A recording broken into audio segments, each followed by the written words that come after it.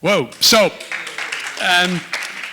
I hope you had an exciting day and you've all been waiting for this session, right? Because this is the session where we learn on how to actually make some money.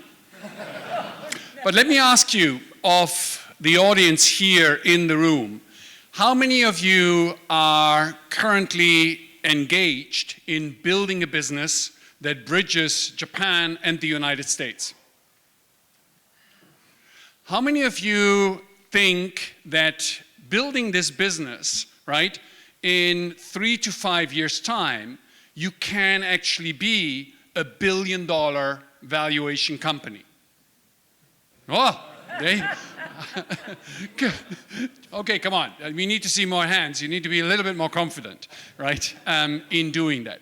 But let's open the floor for discussions. I mean, the question is a very simple one. Where will the next Decacorns come from?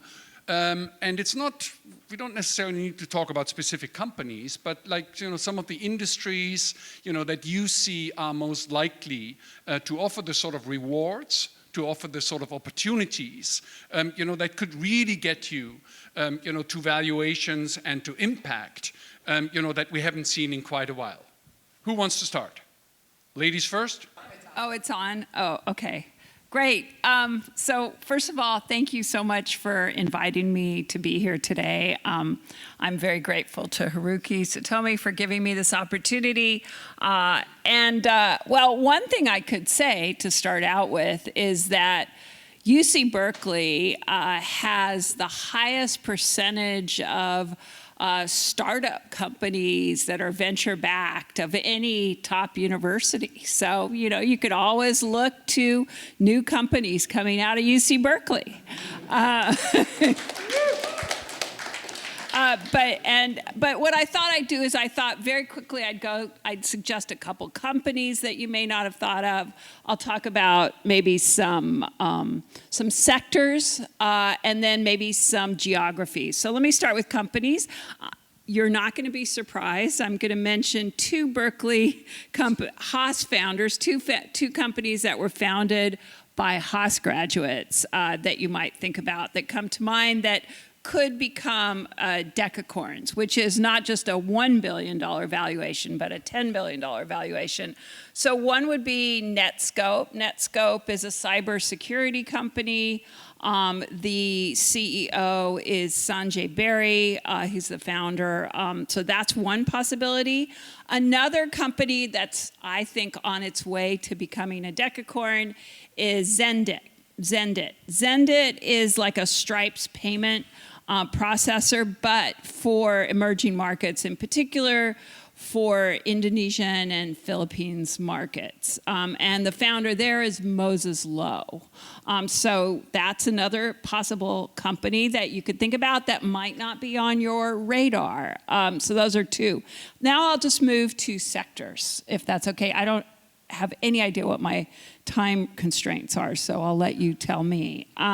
So on the sectors, well, obviously, you know, AI and generative AI is on the top of everybody's list. And here we've got different layers, right?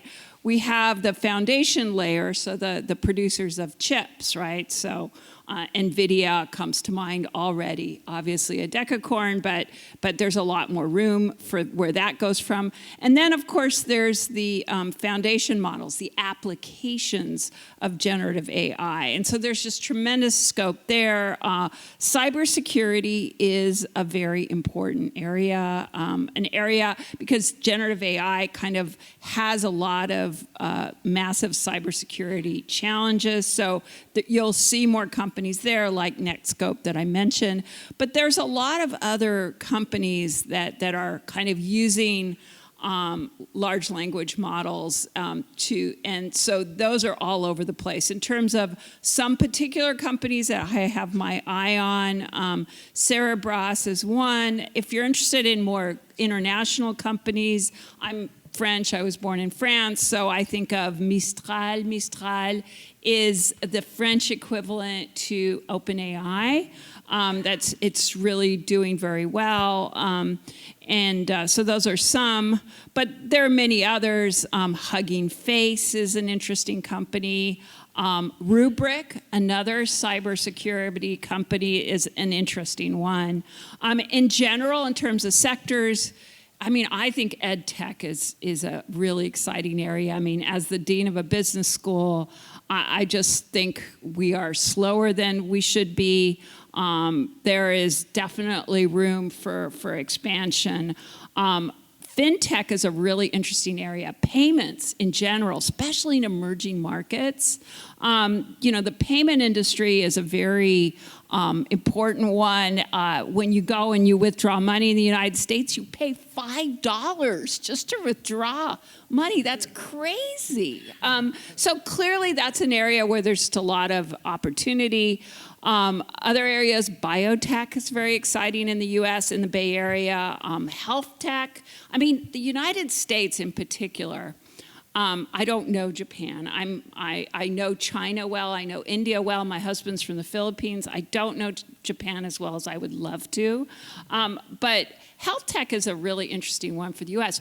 20% of American GDP is spent on healthcare. I mean, that is nuts, right? And we have an aging population, and it's only going to get worse. So health tech is an area. And of course, one of my priority areas is sustainability.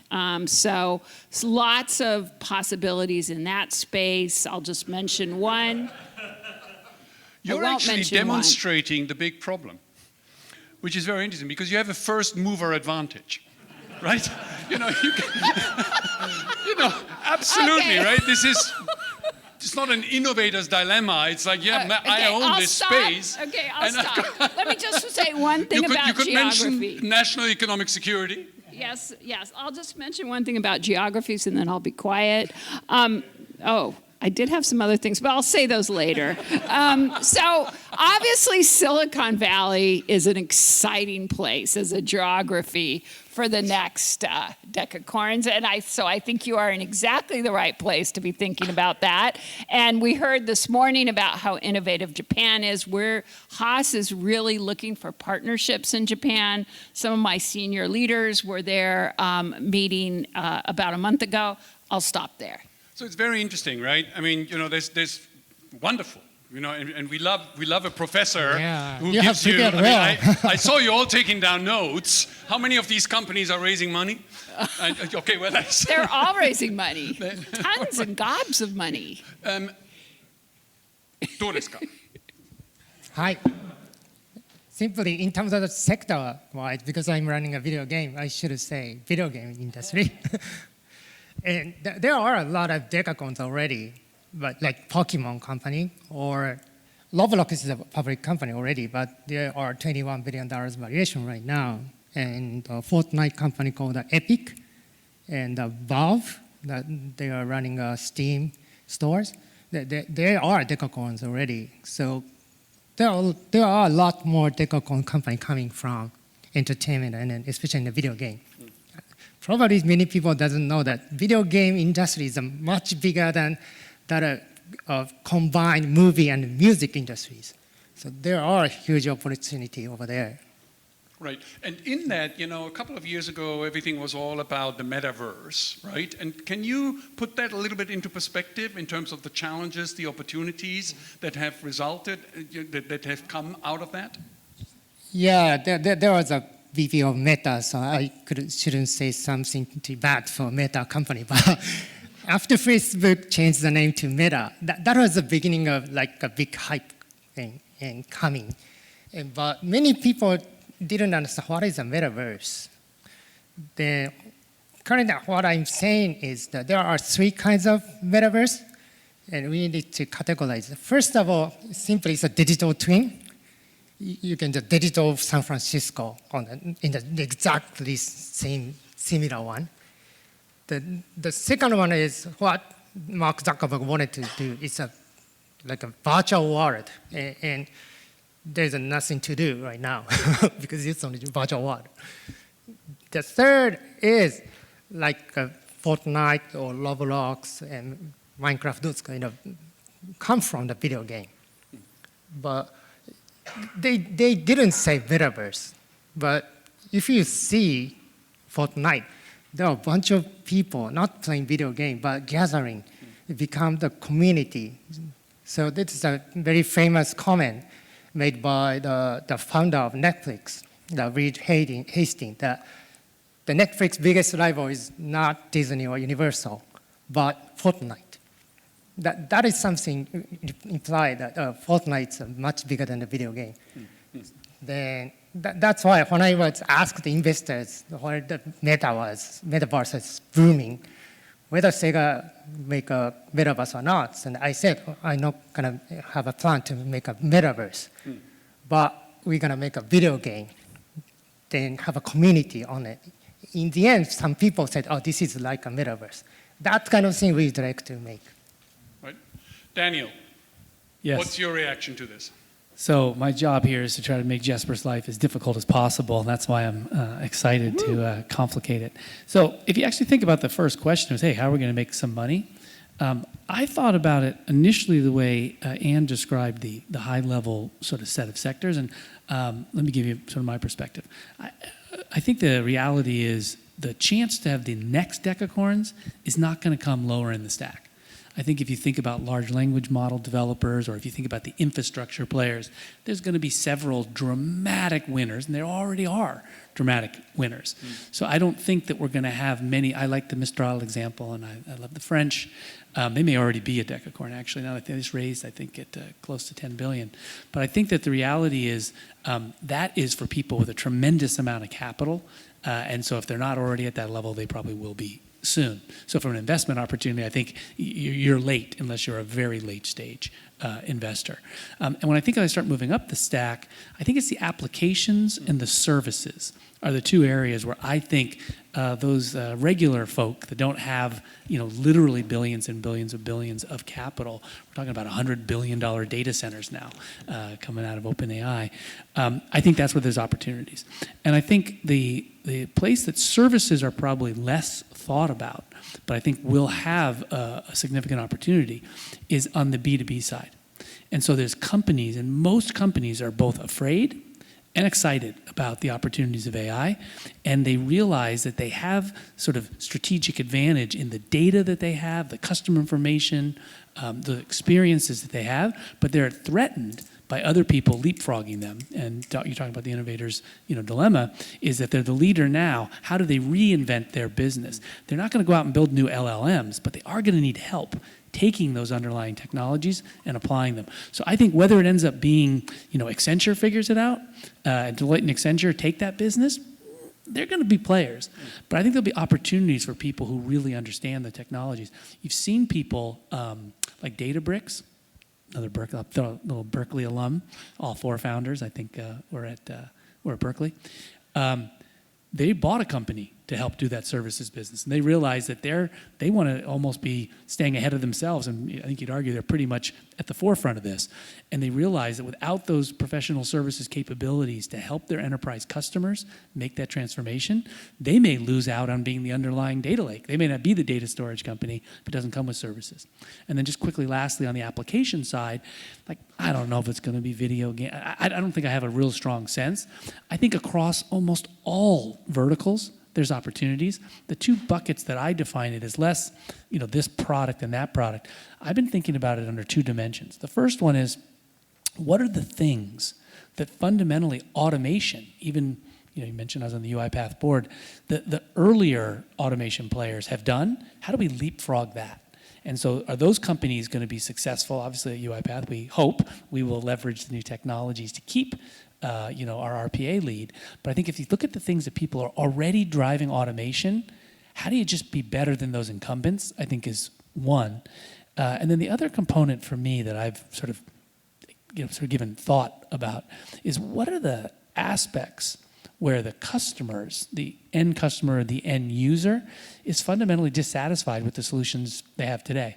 I thought EdTech was a great example. Traditionally, I've been very negative about EdTech. I just think we had so much promise. There's been so much opportunity to leverage, particularly with internet technologies, just sort of better education. And I think we've really been a disappointment in general. There's wonderful examples like what Yoshi's done, but other than that, other than the work here, I think we've underserved our core students, if you want to think about it that way. So I think there is an opportunity for those places where people have been poorly served by technology to reinvent it with AI. It's fascinating to me that of all the things mentioned here, right, they're all soft. Right? You're talking about cybersecurity, you're talking about payments, you're talking about edtech. What about connecting AI, the virtual, the computing world, right? The bits and bytes with the analog world, right? Actual manufacturing processes, right? Actual base materials that respond. When you look at, for example, healthcare, you can talk about telemedicine and all these wonderful solutions that are being proposed there, but the real holy grail, is it not in gene editing? Is it not in CRISPR technology and applying that, which is effectively linking, the analytics and what we can read and get out of the data, but actually applying it to actually make me more healthy, to actually build a better machine? What are your thoughts on that? Well, I'm afraid to go first because... It's a German thing. It's what we do. Okay, Particularly since you told me you're French. I mean, now the competition is on.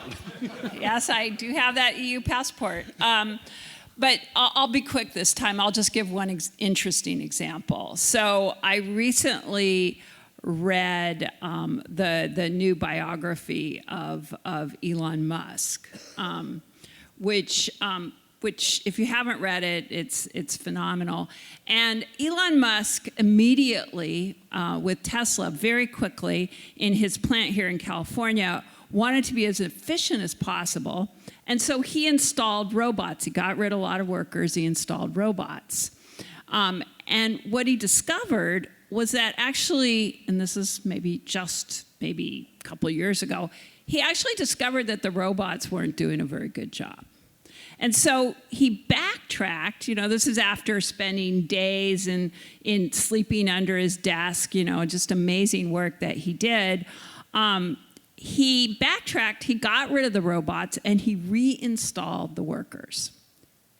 Now, if this was today, he wouldn't need to reinstall the workers because the transformation of robotics coupled with the AI revolution is making those robots so much better than they were before. So that's an example of what you're talking about. So I'll cede my time to the other panelists. Daniel, go. Well, I think the tricky part about this whole panel and the whole conversation is that the answer is it's everything. I don't really think the answer is we can't come up with good examples across multiple different components. When you talked about healthcare, it's so funny because I went almost to the opposite place you did. I thought drug discovery. My reaction was these things, if you think about the FDA processes and how these things get done, there's so much opportunity to make those more efficient. And then as you were going, I started thinking, wait a minute, what about that delivery? And actually, yes, having doctors being more efficient and better, and not just telemedicine, but just even in-person medicine. How do we make those experiences better? And I think the answer is it is all of the above. And so my belief is the right way to, as you were thinking about investing, is go back to the basics of where is there an unmet need? Where does someone not being well served? And where do these new technologies allow us to leapfrog something that was the barrier before? So your example is a great one, right? They said the problem was the robots weren't very good, so that the solution wasn't robots. Now the robots are better? That's what the answer is. And I think with AI generally, it's figuring out what we missed before, not because we were wrong, but because we just didn't have that tool. And then now the tool enables us to do something better. We had something in the last panel, I'll give you one last example, a great example, I thought, was we talked about the idea that we do surveys of employees. And people, like me when I was CEO, read those surveys so I'd get the insight. And there's products like LinkedIn bought a company called Glint. And they said, you know what, we can analyze, you don't have to read the surveys, we'll tell you what they said. And there's only one problem, the Glint product sucked. So you read the summary and it didn't tell you the right answers. It didn't help you. It didn't give you the insight. Today, or shortly, soon, someone's going to come up with a really good AI tool that is going to understand that. You're going to be able to plug it, and we're probably even there already. But someone could just get that application right. So you put in all your survey responses, and it's going to not only tell you what the big messages are, it's going to tell you by geography, by function, and also probably tell you, and there's 3 employees you should get back to personally. So it's going to give you the information you need to be fantastic at your job. Right now, you have to read all the damn surveys because the product's not any good. So that's how I think about it. But can I just add one thing to that? So absolutely look where there are gaps, but you also need to look where there are barriers to entry, right? So it's very easy these days to start a company. So you really want to think about not only are there these gaps, but it's going to be very hard for other companies to replicate your application of generative AI or large language models. If we're going back and forth, let me add one to that to just make your point. Does anyone know the company Jasper? So Jasper is an Austin-based company, and they did exactly what you, I guess, warned against. Although I don't think they shouldn't have done this first step, but they weren't ready for the second step. They basically took some of the core technology you would get out of an LLM and said, we're going to do sort of better customer service and help people be able to respond better. And we can all say we've been disappointed with automated interactions we've had with companies. And they went from 0 to about 90 million in revenue. I think it was about a year and a half. And you think, well, this is a home run, they're going to win. The problem is what they were doing is they were taking that core technology and they were brilliantly putting a pretty light front end on it and charging a lot of money for that value. The reality is the value wasn't in what they were delivering. The value was underlying technology that anyone else could use. And so people OpenAI even starts saying, we'll just do that for you. Why do you need to pay them all that money? And so you're right, they didn't figure out how to say, what am I going to do to create a barrier to entry? They just leveraged the fantastic new technology and didn't think about that next step. So you do need to do both of those. So I want to pivot. Where does this stuff actually come from? Not sector specific, but from the actual componteki, the actual deep innovation. This thing, arguably, right, is the most disruptive and most innovative and most powerful technology of our generation over the last 30 years. Of this thing, of the entire value chain, how much of this is Apple? It's 3%. 97% is the American military innovation complex. Dual-use technology. This thing doesn't work without the internet. And the internet got to scale not because of a bunch of private sector VCs, it got to scale because of DARPA, because America does dual-use technology, big scale-ups for a living. Europe doesn't do that. Japan doesn't do that. China is trying to do that, but this is the big American advantage here. So from your perspective, right, what, really is sort of the magic sauce, right? How do we get, there's plenty of great research going on at UC Berkeley, at Caltech, at MIT, even at Harvard every once in a while. Sorry. You can take it, right?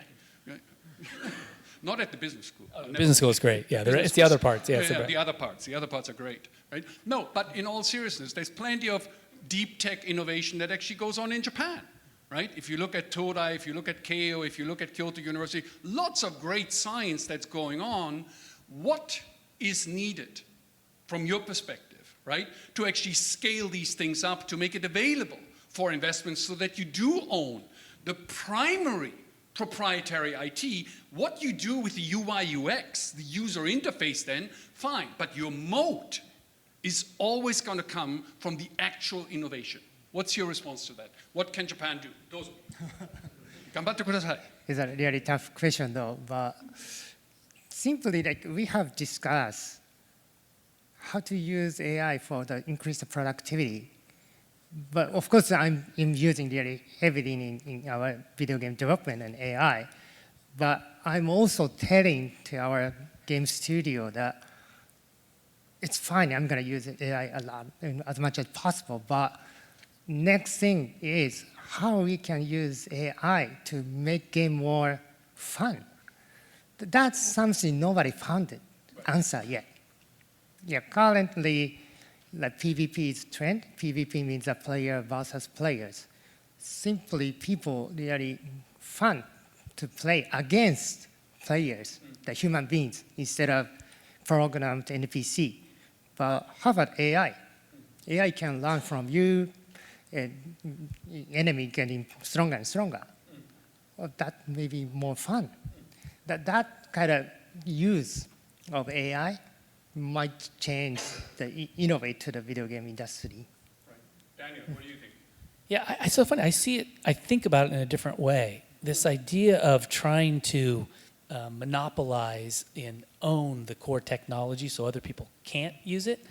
I don't have a lot of examples in life that I can think of where people have done that. I mean, there's patents, I guess, and there's a phenomenon, we talked about healthcare, where it gives you, some years. But I generally think successful business, it kind of goes back to Ann's earlier point, is when you just continue to innovate over the base that's already out there and understand that everything you built before, people are going to copy it. And so the example I would give is, so you build a great product, and then people are going to start following and building that same product. There's going to be copycat products that are going to, whether they leverage exactly that same underlying technology or not, they're going to get there. So if you think about your iPhone and you think about, there's alternatives that people have created, some in China, some here. And I think about it and I go, yeah, the real thing is how do you innovate that to the next level so that the overall platform that you have. So if it's a software product, you might say, I built a great application. Now I need to have great integrations with other people's products. Or now I need to think about services that I provide on top. So customers in the end say, I'm still going to go with you, even though other people are catching up on what you built before. So that would be more my perspective on it. I don't know enough about underlying technologies and how you might, as sort of indicated, you said monopolize them. But the intellectual property is one perspective. I think the reality is, going back to this structure around AI, we're going to have several, but not 20, LLMs that are going to be, I think it's going to be like 3 or 4. And we're going to have like 3 or 4 hyperscalers that are going to have huge infrastructure investments. It's going to be hard to get in there.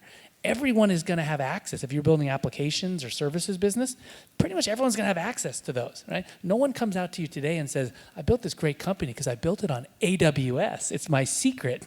No one else can get AWS. Everyone can get AWS. You can't, that's not a competitive advantage. It might have been a competitive advantage for that sector for the first person that got there for like a month, and then everyone else can see they can do that. That's really the Jasper situation, right? What happened to Jasper, the reason their revenue started sinking is because everyone else said they could do it too, and they didn't have a next innovation. So I'm not saying your idea is not a good one.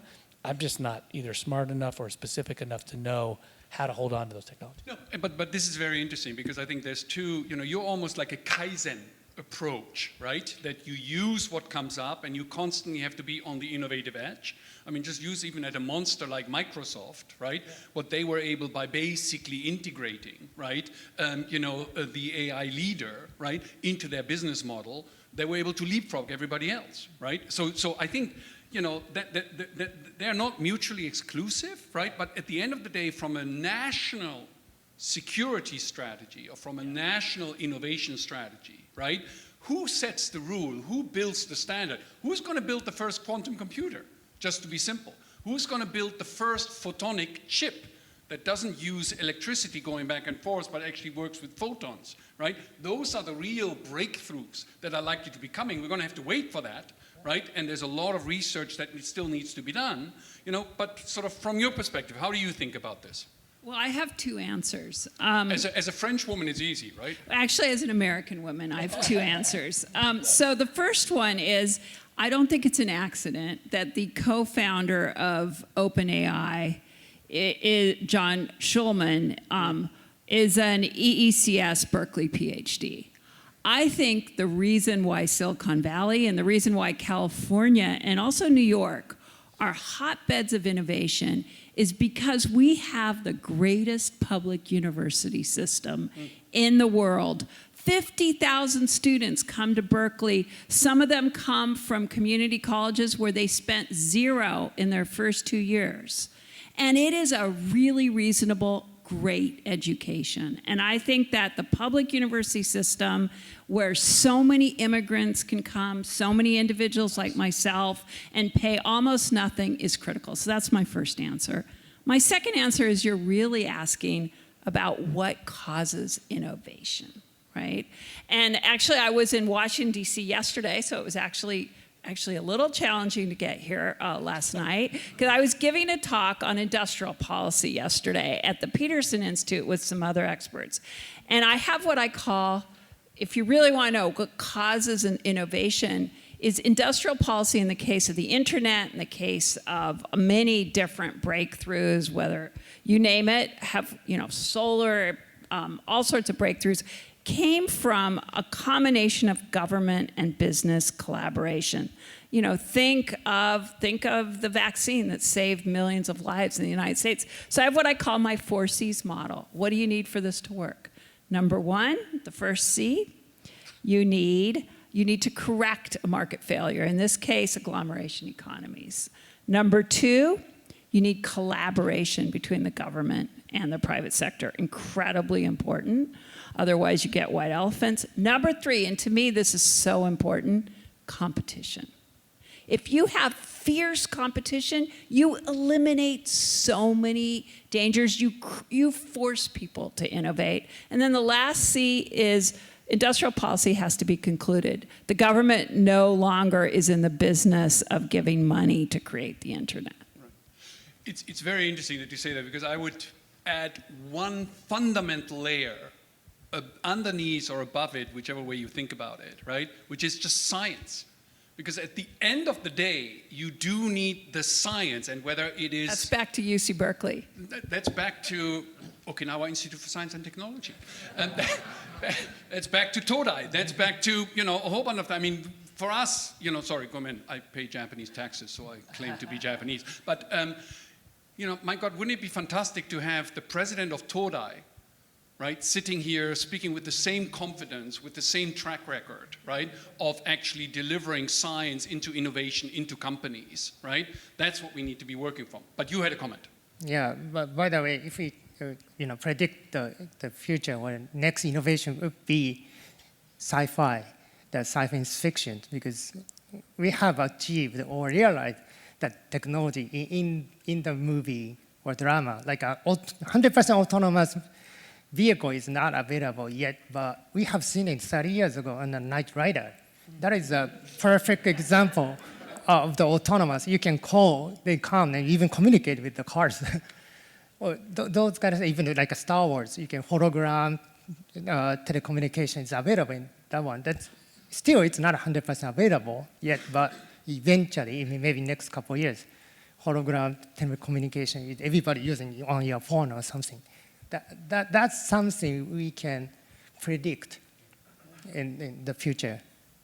No, it was wonderful. I think you know very well that after the dreadful attacks in 9/11, in the United States, the administration actually, got together a bunch of science fiction writers and science fiction filmmakers, right, to think about possible scenarios, right, that normal people like you and I, because our imagination is strapped into, the rat race of day-to-day life, that was actually very interesting. And actually, the French government, to their credit, did the same thing. Right? That you actually, to think, we always say, oh yeah, you got to think out of the box. Let's have a brainstorming session to think out of the box.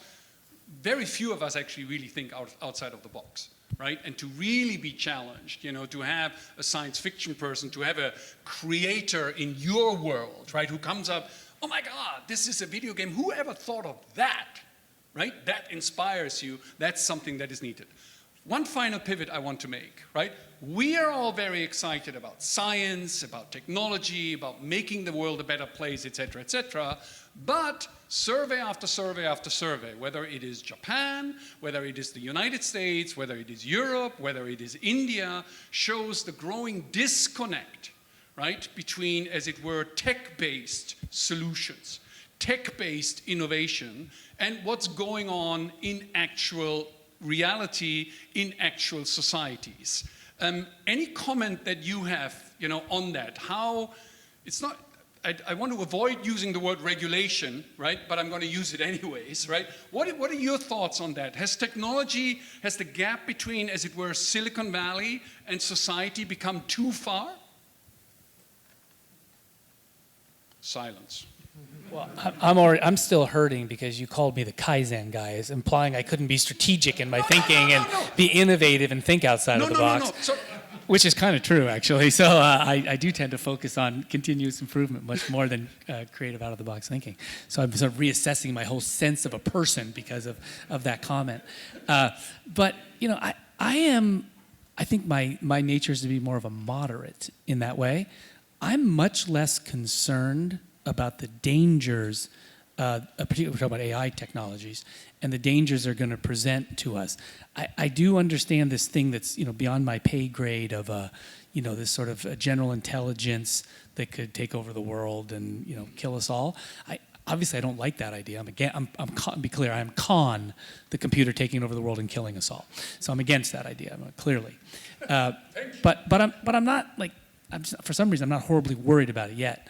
The place that I'm concerned about regulation is I believe that there are a lot of political aspects of regulation that are driven by not optimizing for the general good, but for particular constituents that people represent. And the biggest one, we were actually talking about it earlier today, is around jobs. This idea that these new technologies are going to take away people's jobs. And someone made a comment to me earlier today saying, like, can you name one technological innovation in our history that not over a 1 week or a 1 month, but over any reasonable period of time, has been an impactful technology that's been a net remover of jobs and a net remover of interesting and better work? And I'm sure there's a corner case I'm missing, but I think the answer is no. So I'm actually less worried about this debate of who gets to regulate the technology. I'd rather be more in the space of let's not over-regulate, particularly when it's early, until we really see that there are actual big challenges. So I'm kind of on the opposite side of it, is regulate less, keep open the option to regulate, but don't be in such a hurry to do so. Well, not to go back to Walter Isaacson's book, but when Elon Musk was interviewed by the Prime Minister of England, he made a statement. He said, you know, eventually, because of AI, nobody actually will need to work. People will only work if they feel like it. I actually think that the employment consequences of this new technology could be really, truly profound. I think that because economists like myself underestimated the employment costs of openness to trade, we are now in a backlash against trade. And I think if we make that same mistake again, we will be in a backlash against AI. So I really think we need to think about it. I took some time off from being dean and did some research in the fall and looked at 100 million publicly listed and not publicly listed companies throughout the world. And the research showed that for every 1% increase in a company's research and development expenditures, the labor share that company pays, the share that goes to labor, goes down by 2%. That's a 2x impact. I published an editorial on that in the Financial Times, and I got so many nasty comments. I mean, people don't want to hear this. There will be at least short-term costs, and we need to think about them, and we need to plan for them. Even in Japan, still Uber or Airbnb cannot run their business freely. There are certain regulations. Then the culture is totally different from Japan and the US. US is like you can try first, then it is work. We can make a rule later. But in Japan, we need to make a rule first to try something. That's my frustration in Japan, that you need to make a rule first to try something. Right. No, it's very interesting. I mean, on this, my own personal take is you know, fine, there is new technology, there's the technological progress, there's a potential jump with AI and increased computing power. The policy response against that is to invest even more in public infrastructure and public education, right? Because the smarter we get, right, the greater our chance that we as human beings maintain our independence. I mean, I completely agree with Haruki. I mean, regulation is in some cases strangling California. I mean, there's a reason why Elon moved from California to Texas, right? So Haruki's right. However, it's also the case, and I think that's consistent with what you're saying, is that we still need to protect the workers who will lose their jobs due to AI. So I think it's good to finally it's good to have disagreement on a panel. I absolutely think we need to take care of people who are dislocated. Yeah. That's what I meant. Yeah. Take care, not protect. All right. Damn, I thought we had a good disagreement coming. Damn. And I think the challenge, and by the way, there's lots of regulation, despite my high five for you, when you think about protecting the environment and you think about the externalities that can be caused by unfettered, free markets and capitalism, that we absolutely need to control and tax as appropriate. But I do think with technology and innovation in general, and I'm sure there's a corner case exception, we'd be better off if we said, let's let the market run. Let's create that opportunity for wealth creation. And I don't just mean individual wealth creation, I mean societal wealth creation.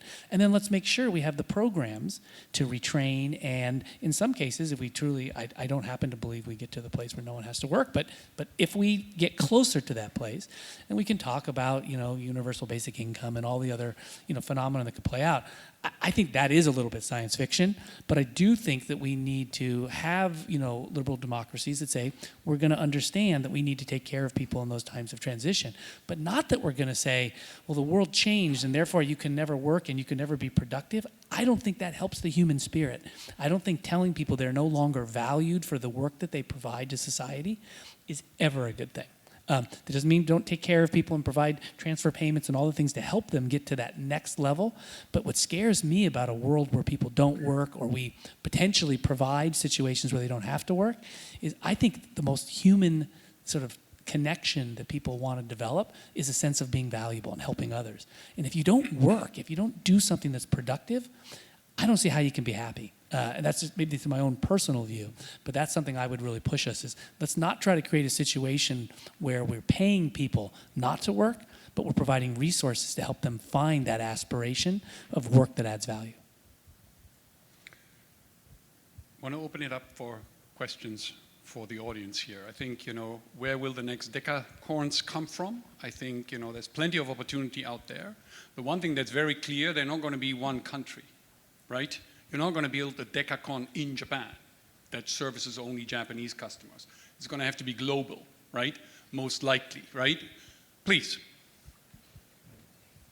So I'd like to know what the panelists think about the zone of death around the large IT firms, which seems to be increasing in consideration of the resources that are required to develop new large language models and so forth.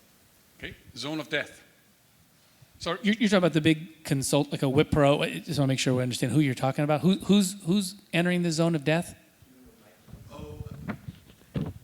Essentially, I'm talking about the reduction of possible new business opportunities because the large IT firms like Google, Alphabet, and GAFA have so many diverse resources. And, we'll have something competing against what an entrepreneur does very quickly.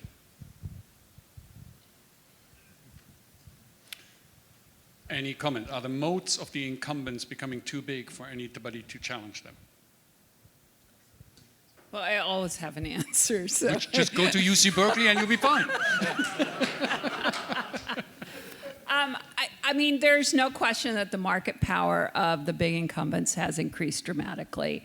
And that, in fact, has contributed to the loss in labor share. My data shows that every 1% increase in concentration globally reduces the share going to labor by a significant margin. So, I mean, I think that the lack of competition to me is the answer to everything. So the lack of competition that it has ensued through use of market power it is a huge market failure and it needs to be addressed. There's no question. Any other questions? Okay, please. I think there's no question that the technology that can drive the next class of Decacorns is being generated in Japan, whether it's deep tech or consumer tech, and also that to become Decacorns, there will have to be a total addressable market that includes the US, Europe, the rest of Asia. So I'd love to hear the panelists' thoughts on what are the barriers to addressing that larger market, and how can Japanese startups overcome them? どうぞ、佐藤。 Simply, the language is the issue. And since Japanese market is a sort of good enough, bigger size of market, a lot of entrepreneurs become complacent if you become successful and exit like $20-30 million, capital gain. That's fine for them. That's like Israel. Israel company never make the service for only Israeli people, or even Korea. Its market is relatively small. That's something we need to change our mindset, that we should target the global market. Like a video game or animation company has done it already, that we localize to as many languages as possible and deliver. In the past, we needed, like even animation, we needed to negotiate with each TV stations in each country, but we don't need to do that. Even a video game, we don't need a sales office in each country. Now, digitally deliverable, it's easier to deliver. That kind of innovation happening already for the delivery side. So that's the opportunity for us. I'd make one small add. If you think about our lunch conversation that we had at our table, I think the diversity of thought that Japanese companies need to bring in to sort of not have that narrow perspective of the market needs to be at the executive level, it needs to be at the board level, so they see people that are thinking of that global perspective. I think that can help shape their thinking and their choices about how they go to market, to not have too narrow of a perspective. My personal opinion for 30 seconds, I have a proposal to the Tokyo Stock Exchange that every listed company needs to have one board director who is under the age of 40 and fluent in English or Chinese. Because if that happens, again, startups are entrepreneurs, they're weird people, they take risks, yada, but if you set the keidan then, if you set the established companies, if they start to set the pace, then it gets very interesting, right? Startups doing weird things, interesting things, money-making things is fine and good, but when Hitachi starts doing interesting things, then it gets very interesting. Any other questions? Can I just add one interesting fact? So here's an interesting fact. 40% of all patent applications in the United States and 40% of all patent citations, so this is the impact of innovation in America, is created by immigrants in the United States. Isn't that incredible? And immigrants are not 40% of the population. So that is such a source in the United States of innovation. Something to think about. Additional question. I have a question about concentration of wealth. Two big tech companies, market cap is worth more than Japanese total market cap. And the trend is accelerating. And what do you think? Do you think this is right direction? The companies, small, like 5 or 7 companies, are dominating the market cap. And if that is not the right direction, what should we do? You already sort of made your comment about the concentration. Maybe a good opportunity. I have a slightly different perspective. I wish it could be an actual argument, but it's not. I'm a free market person, and I think if companies figure out a way to take a bigger and bigger share because they're executing better, so be it. Let them have it. Let them win. And yet, what's happened over the last, I'd say, 5 to 10 years in the U.S. technology space and some of that concentration, I'm not sort of break up big tech yet, but I am concerned that we're entering a stage where, I'll just give you one example because we had Eric Yuan, the Zoom CEO, speak last year. And he has a better product than Microsoft Teams. That product should have won. It did win. And then Microsoft bundled, and now, of course, they're pulling out in Europe, and eventually they'll stop. But that is an example where it's not right. He shouldn't have a $20 billion market cap. He should have a much larger market cap because of the win that they created at Zoom. So I think we do have to have, whether it's regulation or some other answer, I think we should be absolutely concerned with the phenomenon that you're bringing up, because that level of scale, which has been unprecedented, it's nervous making for sure.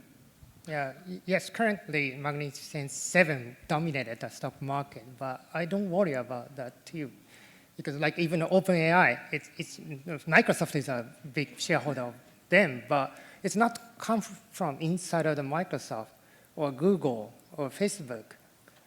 Like there are a lot of innovation happening, and then those companies eventually taking over the market share or doing other business, like a TikTok. That's a Chinese company, and actually Google has tried a similar thing in called Vine. Nobody remembers, but they didn't success. But those, SNS like Facebook itself is going down, but they have a WhatsApp or Instagram by themselves. But other SNS already, getting very popular in the Gen Z. So I think it's taking over the other new services and technology. So what is interesting, right, you actually see that American institutions are actually functioning because the concentration, particularly in tech, has obviously gone completely almost like a zaibatsu, right? But there is no price power. There is no price action. It's not an oligopoly pricing that you actually get as a result of that. I think the moment you actually get genuine inflation pressure, i.e. this high concentration, using oligopoly pricing, you are stuck with your whatever, your Apple, ecosystem there, and now we're going to use price power, right? And that actually isn't happening. And so from that perspective, I actually think, is this the right time to break things up? I think the answer is no. I think it is very important that our friends in Europe, right, led by the French and the Germans, that they are actually trying to put some rules and regulation, against the big tech platforms. So you do have an alternative model possibly starting to come through, but overall, there's a lot of criticism, oh my God, America this and Trump that, et cetera, et cetera. Actually, when you look at anti-monopoly, regulation in America, it's actually functioning very, very well. Any other additional questions or comments? You look very itchy, but you're from Berkeley. Yes. Oh. God, sorry, where are the MIT people or the Stanford people? Well, it's more of a comment and a build than a question. There was a great point earlier about Decacorns coming out of Japan, and I guess the observation I was going to make is usually global leaders have a couple things. They have reference models they can look at and pattern match, meaning someone of a prior generation who did that and they can emulate. The second thing they usually have is the ability to be bicultural or multicultural. And so it's an observation, but also it's an educational opportunity. So I wanted to build on the question that came up earlier. I didn't catch your name, but I thought it was a fantastic question. Those sorts of opportunities to educate globally minded leaders and help them pattern match the generations that have come before are very important. So that was the thought bubble that you observed, and now I'm verbalizing. Thank you. Fantastic. We've got about 5 minutes left. Any additional questions here? If not, hey, yes. So you're MIT person and you're DARPA person. Whoa! So Doug Kirkpatrick, I'm a CEO of a startup over in Sunnyvale. Formerly, I was chief scientist at DARPA, and I'm an MIT PhD. So some things that I think need clarification. One of the reasons that you have the DARPA content in that phone is actually all three of the things that you were describing. First, DARPA's two DARPAs. You have a tech-based DARPA, which really spends most of its time working with universities, and they're pushing that technology nut.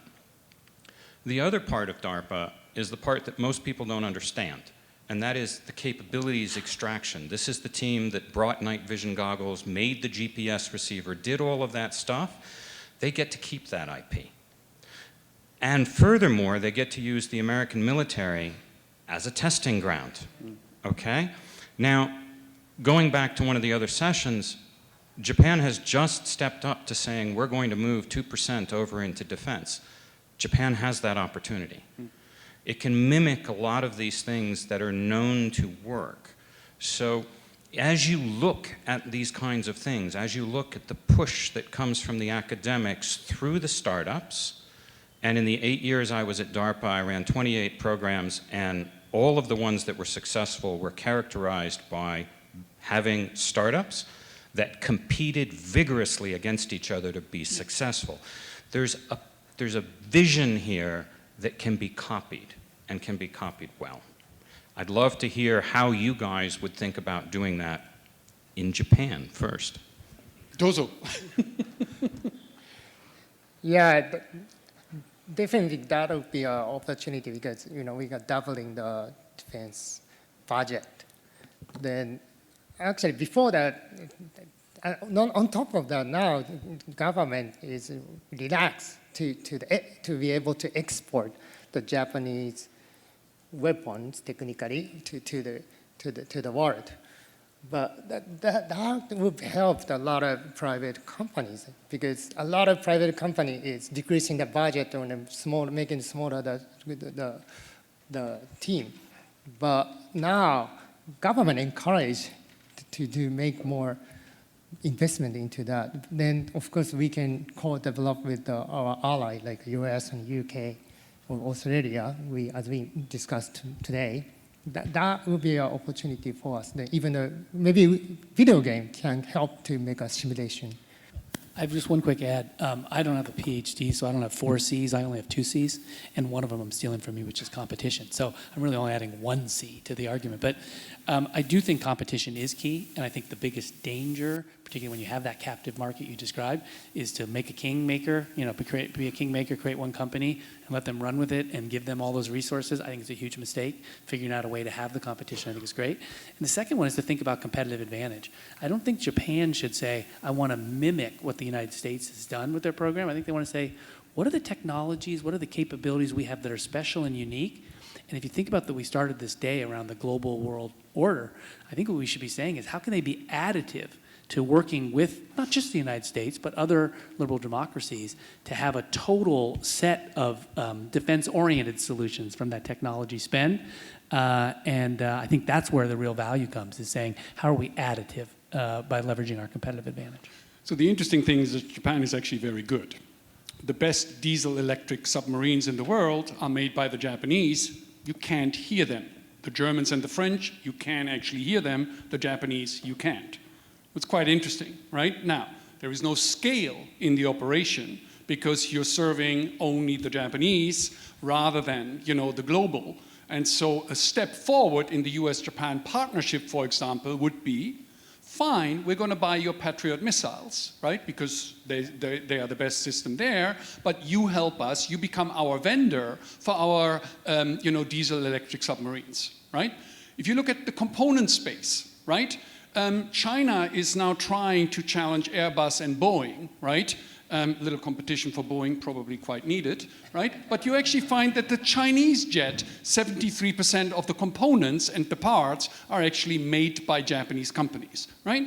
These guys are unbelievably competitive. The question is, right, and this is where a DARPA-type structure for us as investors, for us as entrepreneurs, is going to provide huge opportunities, in my opinion, in Japan. You find at Tokyo University, at Keio University, at all the Japanese universities now, technology transfer and, innovation funds, ability to actually run, incubators and accelerators in the university. This is the blue ocean for you guys. And you guys have the experience. You guys have built companies. You guys are building companies.